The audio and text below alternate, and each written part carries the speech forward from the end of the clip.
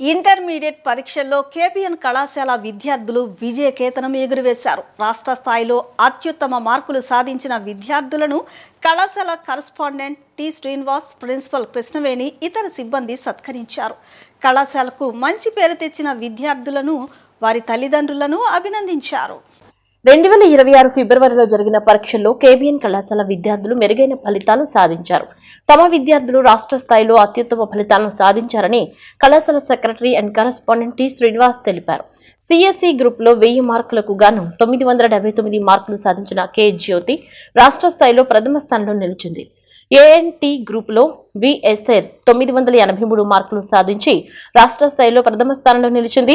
KBN shine నుంచి MPC విభాగంలో G Gayatri, Sriram Tej 470 మార్కులకు గాను 466, షేక్ రహీం 465 మార్కులు సాధించారు. బైపీసీ గ్రూప్లో డి అమూల్య 449, షేక్ షఫియా, ఎం మానస గంగోత్రి 444 మార్కులు సాధించారు. వీరందరినీ correspondent and secretary Srinivas, general college principal Vijayababu, shine college principal T Narendra Kumar తదితరులు సత్కరించి విద్యార్థులను, వారి తల్లిదండ్రులను అభినందించారు. రాష్ట్ర స్థాయిలో ప్రథమ స్థానంలో నిలిచిన విద్యార్థులకు డిగ్రీ 3 ఏళ్లు ఉచితంగా అందిస్తున్నట్లు కళాశాల యాజమాన్యం ప్రకటించింది.